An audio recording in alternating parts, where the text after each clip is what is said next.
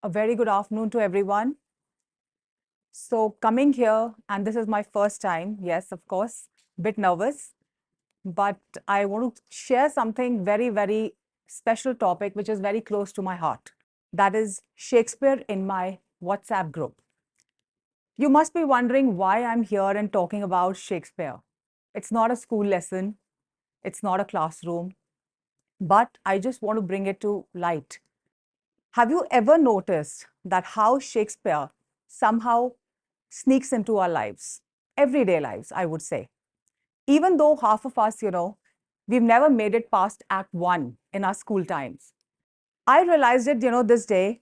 One of my students texted me and he said, Ma'am, I think, my beloved is a Juliet. And the other day, I got a text from my girl student saying that my boyfriend is Romeo. And I was like, oh my God, no, beta, Romeo dies in just 3 days. So let's not talk about it. That is when it struck me that Shakespeare isn't about Old English, the ruffled collars and all the soliloquies that, he's been narrating. No, not at all. He's already, written a script of our daily dramas.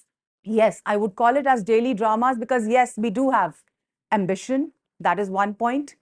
All of us carry that with us. Betrayal, we all face it in life, no doubt about it. Love, yes, there is love. There is pride. And where there is love, there is pride and there is jealousy. There are betrayals. Then, yes, of course, the bigger word, forgiveness, that is also there.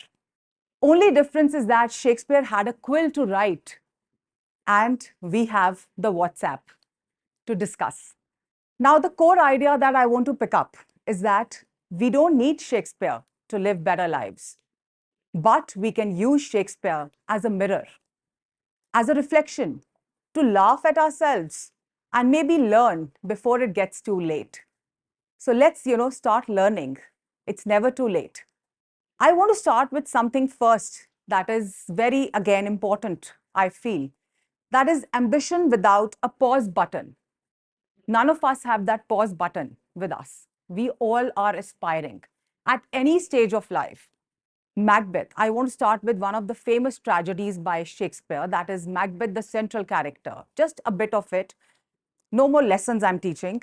It's about, this brave, loyal soldier until that one compliment went to his head.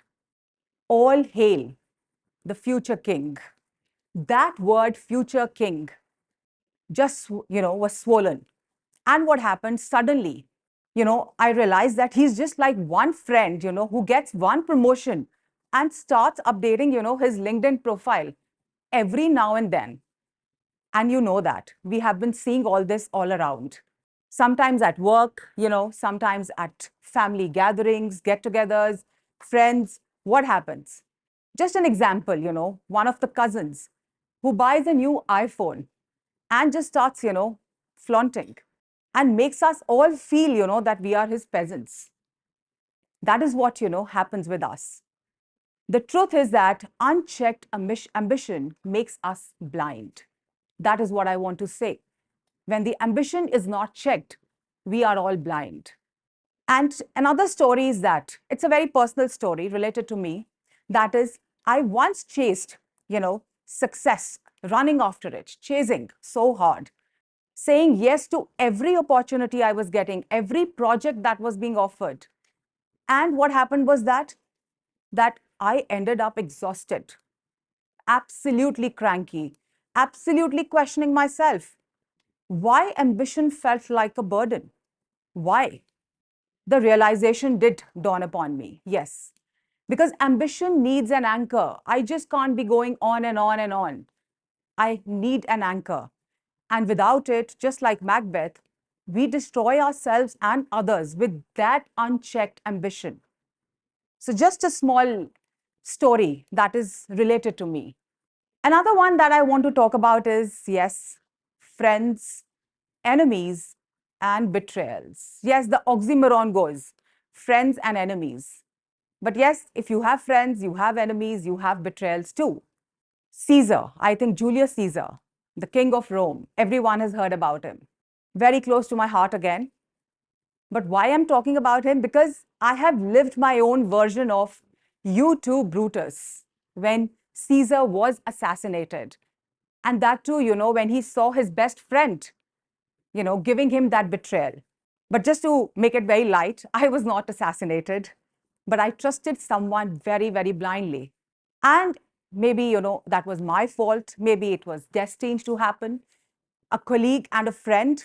And when things, they get tough, they turn their back on me. And then I realized, yes, friends equal to enemies equal to betrayals. That was the equation I learned. Betrayal never comes with knives, swords, with bullets. No. Sometimes it is silence when you needed support. Betrayal sometimes comes with gossip when you trusted someone with the secrets. And the lesson you learn is that we can't control betrayals. Yes, very true, we can't. But yes, we can control what we do next. So we have to be very careful. We have to change ourselves. And one thing that, this man, Julius Caesar, taught me was just don't let that one betrayal make you stop trusting the world. No. There's a modern twist to it that I've added myself, that if Shakespeare was alive today, Caesar's last words would not have been, "You too, Brutus," but he would have said that, "You left me on the red part," the blue ticks that we notice on the WhatsApp.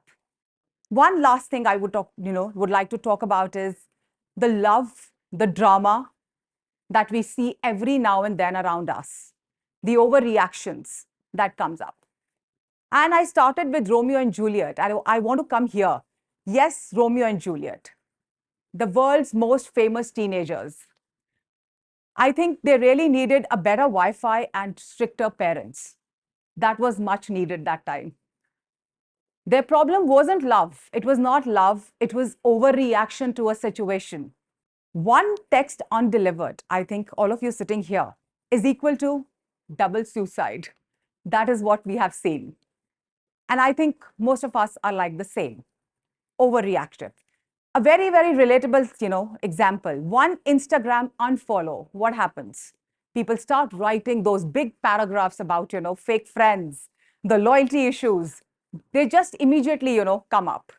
Again, I have a personal story to share. I once, misread someone's words, and I started assuming the worst scenario. That was it. And almost ended up a good relationship. That time I realized that Juliet doesn't live in Verona only. She is basically, inside all of us, overreactive all the time.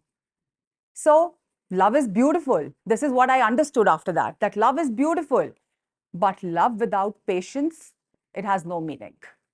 So that is just, Shakespearean tragedy on repeat, if we follow that. So let's not do that.